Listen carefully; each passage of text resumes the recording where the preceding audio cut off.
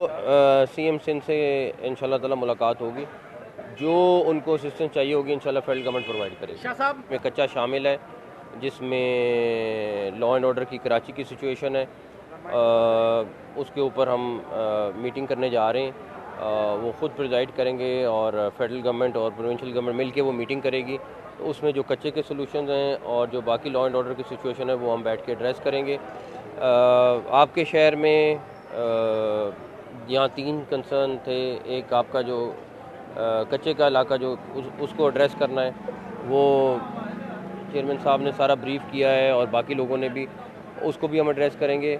उसके बाद आपका पासपोर्ट ऑफिस 2007 से ज़ेर तामीर है। इंशाल्लाह अल्लाह ताला ने चाहा तो आपको 6 महीने में वो तामीर करके देंगे। तीसरी चीज़ ये है कि ये नादरा का ऑफिस शहर से बाहर है, तो